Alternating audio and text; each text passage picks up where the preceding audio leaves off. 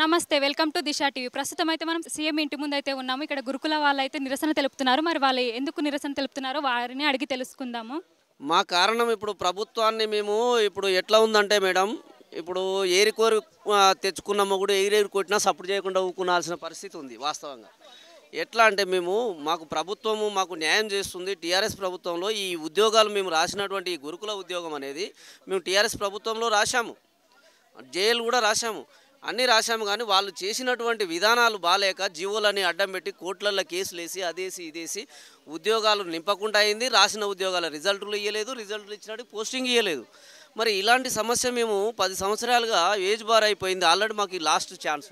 మరి ఇలాంటి సమక్షంలో మేము ప్రభుత్వం ఉంటే ఈ ప్రభుత్వం చేసినటువంటి దమననీతిని మేము ప్రశ్నిస్తూ మాకు ప్రజాప్రభుత్వం అని మాకు నమ్మకంగా మేము అందరము కాంగ్రెస్ ప్రభుత్వాన్ని కావాలని గెలిపించుకోవడం జరిగింది. నిరుద్యోగ యువత ఈ ప్రభుత్వం మారింది. ఇక్కడ అటువంటి 30 లక్షల నిరుద్యోగ యువత మా బతుకులు మారుతాయని మేము తెచ్చుకున్నాం ప్రభుత్వాన్ని. ఇవాళ ఈ ప్రభుత్వం చేస్తున్న విషయం ఏంటంటే గత ప్రభుత్వం చేస్తున్న విషయమే ఇప్పుడు వాళ్ళు ఫాలో అవుతున్నారు. మాకు గురుకుల ఉద్యోగాలు నింపేటప్పుడు వాళ్ళు ఉద్యోగ నోటిఫికేషన్ ఇచ్చేటప్పుడు వాడు క్లియర్గా మాకు మల్లయ్య భట్ గారు ఏమన్నారంటే, మీకు ఒకటే ఎగ్జామ్ పెడుతున్నాము, మీరు చాలామంది మల్టిపుల్ జాబ్లకు పోస్టర్లు సెలెక్ట్ అవుతారు, ఆ విషయం వాళ్ళకి తెలుసు, ఆ విషయం ఫస్టే చెప్పడం జరిగింది వాళ్ళు. కానీ నింపేటప్పుడు ప్రాబ్లం రాకుండా మీకు డిసెండింగ్ ఆర్డర్లో అంటే పెద్ద పోస్టులు ముందల నింపి డిఎల్ ముందల నింపిన తర్వాత డిగ్రీ లెక్చరర్, తర్వాత జూనియర్ లెక్చరర్ నింపుతాము కాలేజీలకు, తర్వాత పీజీటీ పోస్ట్ నింపుతాము, ఆ విధంగా ఆ తర్వాత టీజీటీ నింపుతామని క్లియర్గా ఈనాడు పేపర్లో ఒక పేజీ ఇంటర్వ్యూ కూడా ఇచ్చాడు, ఒక పేపర్ మొత్తం ప్రకటించడం జరిగింది. ఆ విధంగా ఎగ్జామ్ పెట్టడం జరిగింది. ఆ తర్వాత ఇవన్నీ జరిగినాయి. నెక్స్ట్ ఈ పరిస్థితుల్లో ప్రభుత్వం మారడం జరిగింది. ఈ వచ్చినటువంటి ప్రభుత్వం నోటిఫికేషన్ క్లియర్ చేసేసి నింపాలనుకుంది. ఆ సమక్షంలో ఏంటంటే నింపేది వీళ్ళు ఈ పద్ధతి ప్రకారం నింపినట్టయితే ఇలా ఈ సమస్య వచ్చేది కాదు. వాళ్ళు అడవుడిగా నింపి మాకు ఒక సీక్వెన్స్ ఫాలో కాకపోవడం వల్ల వాళ్ళు కింది నుంచి పైకి నింపి రావడంలో ఒకటికే 4 జాబులు రావడం జరిగింది. ఇప్పుడు ఒకరు 4 జాబులు తీసుకుంటే ఒకటి చేస్తారు, 3 వదిలేస్తారు. అవన్నీ బ్యాక్లాగ్ అయిపోయి ఇప్పుడు ఇచ్చినటువంటి 9,000 పోస్టులలో 4,000 మంది ఇప్పుడు మిగిలిపోయే పరిస్థితి ఏర్పరిచిండ్రు ఇప్పుడు ప్రభుత్వం చేసినటువంటి తప్పుదం వల్ల. అలా కాకుండా ప్రభుత్వం ఏ విధంగా అయితే ముందు ఫాలో అయిందో ఆ విధంగా డిసెండింగ్ ఆర్డర్లో ప్రతి ఒక్క పోస్టు నింపుకుంటూ వచ్చి 9,200 పోస్టులో ఒక్కటి కూడా బ్యాక్లాగ్ లేకుండా నింపాలనేది మా ప్రధానమైనటువంటి డిమాండ్. మేము 5 నెలలుగా పట్టుకొని గురుకులాధికారులు నింపితే ప్రభుత్వం చెప్పినట్టు చేస్తామంటున్నారు. మరి ఆ గురుకులాధికారులు చెప్తే అలా అంటే ప్రభుత్వాన్ని మేము ప్రతి మినిస్టర్ను కూడా కలిసాము, సీతక్క గారిని కలిసాము, డిప్యూటీ సీఎం గారిని కలిసాము, శ్రీధర్ బాబు కలిసాము, ఎమ్మెల్సీలను కలిసాము, బల్మూరు వెంకట గారిని కలిసాము, మీకు అందరికీ న్యాయం చేస్తాం, ప్రభుత్వం నుంచి తప్పు జరిగింది, సరే మేము సర్దిదిద్దేసి మీకు పోస్టింగ్ ఇస్తామన్నారు. కానీ ఎక్కడ కూడా మాకు ఒక పోస్టింగ్ ఇస్తున్నామని ఒక పేపర్ నోట్ ప్రకటన కానీ ఒక ప్రెస్ నోట్ కానీ ఇవ్వటం లేదు. మేము ఈ యొక్క అభద్రత భావంలో కోర్టుకు వెళ్తే కోర్టు కూడా ఇంటర్వ్యూ ఆర్డర్ ఇచ్చింది, మీ న్యాయమైనటువంటి డిమాండ్ పోస్టులు ప్రభుత్వం మిగిలించుకోకూడదు, అన్ని పోస్టులు నింపాలని ఇచ్చింది. కానీ వాళ్ళు ఇప్పటికి 3 సార్లు కోర్టుకు వెళ్ళి కోర్టు తీర్పిచ్చినా కోర్టు కూడా సమాధానం చెప్పట్లేడు, మాకు ప్రకటన ఇవ్వట్లేరు. ఇప్పుడు సర్టిఫికేట్ వెరిఫై చేసినారు, రేపు వాళ్ళకు పోస్టింగ్ ఇస్తున్నారు. మరి మా పరిస్థితి ఏంది? ఈ 4,000 మంది కుటుంబాలని ఇప్పుడు ఇలా రోడ్డును వేసి మమ్మల్ని గోడుమని 5 నెలల నుంచి ఏడిపిస్తున్నారండి.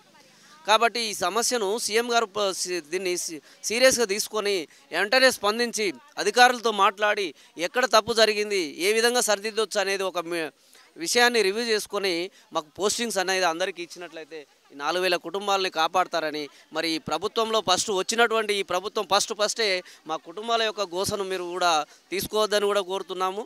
మరి వీళ్ళందరి ఈ యొక్క ఏడుపులు అనేవి కూడా ప్రభుత్వానికి కూడా మరి మంచి పద్ధతి అనేది కూడా కాదు. అంటే ప్రభుత్వం చెప్పింది కదా మెల్లిమెల్లిగా అన్ని పనులు చేస్తామని. చెప్పిందండి, చెప్తే మాకు ఎవరు ఒక ప్రెస్ నోట్ ఇవ్వమంటే ఇన్ని రోజులేమో ఎలక్షన్ కోడ్ అడ్డం ఉందన్నారు, ఎలక్షన్ కోడ్ అయిపోయిందాక ఇస్తామన్నారు, అలా జరుపుకుంటూ వచ్చారు. మరి ఇప్పుడు ఒక ప్రెస్ నోట్ ఇవ్వమంటే కూడా దానికి ప్రెస్ నోటుకు టెక్నికల్ విషయాలు అడ్డం వస్తాయి అంటున్నారు. ఒక పేపర్ ప్రకటన ఇవ్వమంటే కూడా వాళ్ళు ఎవరు స్పందించరు. మరి మేము ఎలా అర్థం చేసుకోవాలి ప్రభుత్వాన్ని? వాళ్ళ పని వాళ్ళు చేసుకుంటూ పోతున్నారు. మాకు ఒక విషయం ఏమర్థమవుతుందంటే ఇప్పుడు వాంటెడ్లీ వాళ్ళు ఒక ఈ 3-4 వేల పోస్టులు మిగిలించుకోవాలనే ఆలోచనతోటి ప్రభుత్వం ఉన్నదనే విషయాన్ని ఇక్కడ క్లియర్గా మేము అర్థం చేసుకునే మాకు సమాధానం చెప్పాలి. సీఎం గారు చెప్తేనే కలుగుతాం అనేది మేము డిసైడ్ చేసుకొని వచ్చాము. ఈ 1 రోజు కాదు 2 రోజులు కాదు, మా ప్రాణం పోని ఫస్ట్ మాకు పోస్టింగ్ వచ్చే వరకు మేము ఎక్కడికి వెళ్ళే ప్రసక్తే లేదు. సరే ఈ విషయాన్ని ఏ విధంగా తీసుకుంటారు ప్రభుత్వం అనేది చూస్తున్నాం. మేము ప్రభుత్వం పైనే కొట్లాడుతున్నామండి. మేము ఏ ప్రతిపక్షం కాడికి పోయి కొట్లాడలే, ఒక రాజకీయ నాయకుని ఎంట పెట్టుకుని రాలే, ఒక విద్యార్థి నాయకుని కూడా ఎవరిని ఎంట పెట్టుకురాలే ఇప్పటి వరకు. మేము మా గురుకుల విద్యార్థులమే మేమే కొట్లాడుతున్నాం, స్వచ్ఛందంగా వస్తున్నాం, స్వచ్ఛందంగా. కానీ ప్రతిపక్షాల పార్టీ వాళ్ళు మిమ్మల్ని రెచ్చగొడుతున్నారని వేరే నాయకులు అంటున్నారు కదా. అంటారండి. ఎవరు రెచ్చగొడితే మేమెందుకు వస్తామండి? నేను కష్టపడి 3 సంవత్సరాలు చదువుకొని గురుకుల జాబ్లో నేను సెలెక్ట్ అయ్యాను. నేను ఒక జాబ్ కాదు 2 జాబులు, ఇప్పుడు పీజీటీకి పోయి వచ్చాను, టీజీటీకి పోయి వచ్చాను. 2 జాబులు వచ్చి ఒక జాబ్ కూడా తీసుకోకపోతే కడుపుల మంట మాకు కాలుతుందండి. వాళ్ళు రాజకీయ పగబొమ్మ కోసము రెచ్చగొడుతున్నారంటే అంత పిచ్చినా కొడుకులం ఉన్నామా? మేమంతా చదువుకున్న వాళ్ళం, ఎంఏ చేసిన వాళ్ళం, బీఈడీ చేసిన వాళ్ళం. చూడండి ఒక్కొక్కరు 45 ఏళ్ళు 50 ఏళ్ళ దాకా వచ్చు. ఇప్పుడు లాస్ట్ అసలు ఈ ఛాన్స్ తప్పితే మళ్ళీ వేరే ఛాన్స్ లేనటువంటి పొజిషన్ కూడా ఉంది ఇక్కడ. చూస్తే మీకు అర్థం కావట్లేదా? మేమందరం ప్రైవేట్లో జాబులు చేసుకుంటూ అన్ని బంద్ చేసుకొని అప్పులు తెచ్చుకొని తిని ఇప్పుడు ఈ ఇన్స్టిట్యూషన్లలో పోయి పైసలు కట్టి మేము ఎన్నో రకాలైనటువంటి ఇబ్బందులు ఉండి మా పిల్లలకు చదువులో ఏ విధంగా వెళ్తాయి, ఇంట్లో సంసారం ఎలా వెళ్తాయి, మీ అన్ని వీటిని కూడా మనము అర్థం చేసుకోవాలండి. ప్రభుత్వం కూడా ప్రభుత్వం గెలవాలని మేము కాళ్ళు అరిగేలా తెరిచి గెలిపించుకున్నాం. మా ప్రభుత్వం ప్రజాప్రభుత్వం ప్రజలను నిలబెడుతుంది, మా యొక్క డిమాండ్లు మేమే నెరవేర్చుకుంటాం అనుకున్నాము. మా చేతుల ప్రభుత్వం ఉంది అనుకొని మేము చేసుకున్నాము. కానీ వచ్చిన వెంటనే వీళ్ళు ఈ విధంగా చేయడం అనేది మాకు చాలా బాధాకరమైన విషయము. ఈ విధంగా మా మీడియా సందర్భంగా సీఎం గారిని ఒకటే వేడుకుంటున్నాము. మా సమస్యను, మా న్యాయమైనటువంటి డిమాండు డౌన్ మెరిట్ లిస్టులో 9210 పోస్టులు నింపాలని. డౌన్ మెరిట్ లిస్ట్ వెంటనే, డౌన్ మెరిట్ లిస్ట్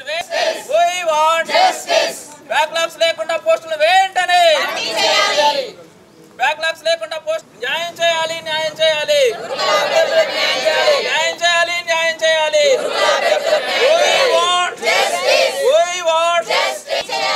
గురుకులాలో బ్యాక్లాగ్స్ లేకుండా పోస్టులు వెంటనే, గురుకులాలో పోస్టులను వెంటనే, గురుకులాలో బ్యాక్లాగ్స్ లేకుండా పోస్టులను వెంటనే.